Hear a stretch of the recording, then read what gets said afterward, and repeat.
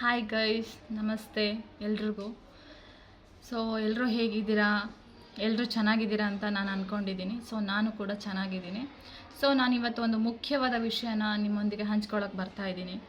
ಅದೇನಪ್ಪ ಅಂತಂದರೆ ಈ ಒಂದು ಕ್ಯಾನ್ಸರ್ ದಿನಾಚರಣೆ.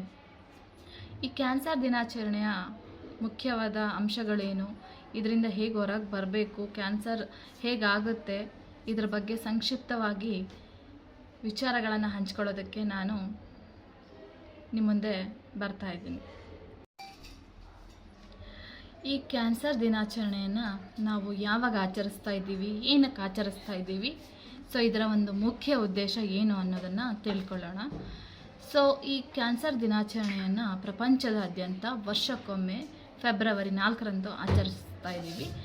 ಏನಕ್ಕೆ ಆಚರಿಸ್ತಾ ಇದ್ದೀವಿ, ಇದರ ಒಂದು ಮುಖ್ಯ ಉದ್ದೇಶ ಏನಪ್ಪ ಅಂತಂದರೆ ಈ ಒಂದು ಜನಗಳಲ್ಲಿ ಈ ಕ್ಯಾನ್ಸರ್ ಬಗ್ಗೆ ಜಾಗೃತಿಯನ್ನು ಮೂಡಿಸುವಂತಹ ಸಲುವಾಗಿ, ಮತ್ತು ಎಲ್ಲರಲ್ಲಿ ಈಗ ಸಾಮಾನ್ಯವಾಗಿ ಅಡಿಕ್ಟ್ ಧೂಮಪಾನ ಮತ್ತು ಮದ್ಯಪಾನವನ್ನು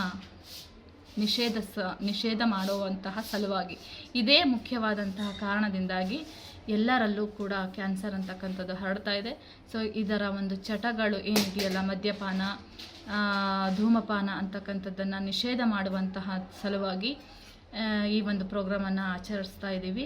ಮತ್ತು ಜನಗಳಲ್ಲಿ ವೈಯಕ್ತಿಕ ಸ್ವಚ್ಛತೆಯ ಬಗ್ಗೆ ಜಾಗೃತಿಯನ್ನು ಮೂಡಿಸುವಂತಹ ಸಲುವಾಗಿ, ಮತ್ತು ಈ ಒಂದು ಪ್ರಿವೆನ್ಷನ್ ಬೆಟರ್ ದ್ಯಾನ್ ಕ್ಯೂರ್ ಅಂತೀವಿ.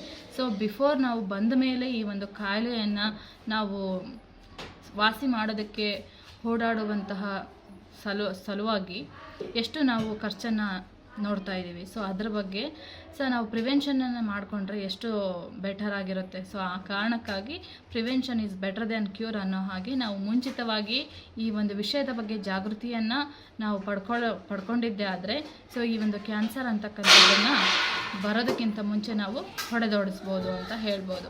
ಈ ಒಂದು ಎಲ್ಲ ಕಾರಣಕ್ಕಾಗಿ ಜನರಲ್ಲಿ ಜಾಗೃತಿಯನ್ನು ಮೂಡಿಸುವಂತಹ ಸಲುವಾಗಿ ಪ್ರತಿ ವರ್ಷ ನಾವು ಈ ಒಂದು ಕ್ಯಾನ್ಸರ್ ದಿನಾಚರಣೆಯನ್ನು ಆಚರಿಸ್ತಾ ಇದ್ದೀವಿ. ಈ ಕಾಯಿಲೆ ಎಷ್ಟೊಂದು ಕ್ರೂರ ಅಂತ ಹೇಳಿದರೆ, ಇದು ಒಂದು ಜೀವವನ್ನೇ ತೆಗೆದುಕೊಂಡು ಹೋಗುವಂತಹ ಕಾಯಿಲೆ, ಮಾರಣಾಂತಿಕ ಕಾಯಿಲೆ ಅಂತ ಹೇಳ್ಬೋದು. ಇದು ಎಲ್ಲ ಕಾಯಿಲೆ ಹಾಗೆ ಗುಣ ಆಗಬಹುದು, ಆಗದೇ ಇರಬಹುದು. ಆ ಕಾರಣಕ್ಕೆ ತುಂಬಾ ನಾವು ಇದರ ಬಗ್ಗೆ ಅವೇರ್ ಆಗಿರಬೇಕು. ನಾವು ಕೆಲವೊಂದು ವಿಷಯಗಳನ್ನು ನಾವು ಅಟ್ಲೀಸ್ಟ್ ನಾವು ಇದ್ರ ಬಗ್ಗೆ ಅರಿವನ್ನು ತಗೊಂಡು ನಮ್ಮ ಸುತ್ತಮುತ್ತಲಿನವ್ರಿಗೆ ಇದ್ರ ಬಗ್ಗೆ ಜಾಗೃತಿ ಮೂಡಿಸುವಂಥದ್ದಾಗಿರ್ಬೋದು. ಈ ಥರ ಮಾಡೋದ್ರಿಂದ ನಾವು ಆದಷ್ಟು ಜನಗಳನ್ನು ಸ್ವಲ್ಪ ತಡೆಗಟ್ಟಬಹುದು. ಈ ಒಂದು ಕ್ಯಾನ್ಸರ್ ಕಾಯಿಲೆಗಳಿಂದ ಆದಷ್ಟು ಜನರಲ್ಲಿ ಜಾಗೃತಿಯನ್ನು ಮೂಡಿಸುವಂತಹ ಪ್ರೋಗ್ರಾಮ್ಸ್ ಆಗಿರ್ಬೋದು, ವೈಯಕ್ತಿಕ ಸ್ವಚ್ಛತೆಯನ್ನು ಕಾಪಾಡಿಕೊಳ್ಳುವಂತಹದ್ದಾಗಿರ್ಬೋದು. ಈ ಒಂದು ಮದ್ಯಪಾನ, ಧೂಮಪಾನಗಳಿಂದ ದೂರವಿರುವಂತಹದ್ದಾಗಿರಬಹುದು. ಈ ಎಲ್ಲ ಒಂದು ಕಾರಣಗಳಿಂದ ನಾವು ಆದಷ್ಟು ಈ ಕ್ಯಾನ್ಸರ್ ಪ್ರಕರಣಗಳನ್ನು ತಡೆಗಟ್ಟಬಹುದು ಅಂತ ಹೇಳಕ್ಕೆ ಇಷ್ಟಪಡ್ತೀನಿ. ಆದಷ್ಟು ಈ ವಿಚಾರಗಳನ್ನು ನಿಮ್ಮ ಫ್ರೆಂಡ್ಸ್ಗೆ, ಸುತ್ತಮುತ್ತಲಿನವ್ರಿಗೆ ಶೇರ್ ಮಾಡೋದ್ರ ಮೂಲಕ ಈ ಕೆಲವೊಂದು ಕ್ಯಾನ್ಸರ್ ಪ್ರಕರಣಗಳನ್ನ ತಡೆಗಟ್ಟಬಹುದು ಅಂತ ನಾವು ಹೇಳೋಕ್ಕೆ ಇಷ್ಟಪಡ್ತೀವಿ. ಆದಷ್ಟು ಇದು ದೇಹದ ಯಾವ ಭಾಗದಲ್ಲಾದರೂ ಕೂಡ ಬರಬಹುದು. ಫಾರ್ ಎಕ್ಸಾಂಪಲ್ ಹೇಳೋದಾದರೆ oral cancer, breast cancer, cervical cancer, ಹೀಗೆ ನಾನಾ ಥರದ ಕ್ಯಾನ್ಸರ್ಗಳು ದೇಹದ ಯಾವುದೇ ಒಂದು ಭಾಗಕ್ಕೂ ಕೂಡ ಬರಬಹುದು. ಇದರಿಂದ ಒಂದು ಆರ್ಥಿಕ ಪರಿಸ್ಥಿತಿಯ ಮೇಲೆ ಕೂಡ ಫ್ಯಾಮಿಲಿಯ ಒಂದು ಆರ್ಥಿಕ ಪರಿಸ್ಥಿತಿಯ ಮೇಲೆ ಪರಿಣಾಮ ಬೀರುತ್ತದೆ. ಆದ್ದರಿಂದ ನಾವು ಬರೋದಕ್ಕಿಂತ ಮುಂಚೆನೇ ಇದನ್ನು ತಡೆಗಟ್ಟುವಂತಹದ್ದು ತುಂಬ ಮುಖ್ಯವಾದಂತಹ ವಿಚಾರವಾಗಿದೆ.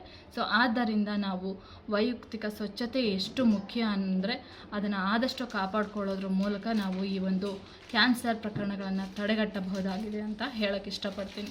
ಆದಷ್ಟು ಈ ವಿಚಾರಗಳನ್ನು ನಿಮ್ಮ ಫ್ರೆಂಡ್ಸ್ಗೆ, ಸುತ್ತಮುತ್ತಲಿನವ್ರಿಗೆ ಶೇರ್ ಮಾಡಿ. ಆದಷ್ಟು ಶೇರ್ ಮಾಡೋದ್ರ ಮೂಲಕ ಜಾಗೃತಿಯನ್ನು ಮೂಡಿಸೋದ್ರ ಮುಖಾಂತರ ಕೂಡ ನಾವು ಈ ಕ್ಯಾನ್ಸರ್ ಪ್ರಕರಣಗಳನ್ನು ತಡೆಗಟ್ಟಬಹುದಾಗಿದೆ.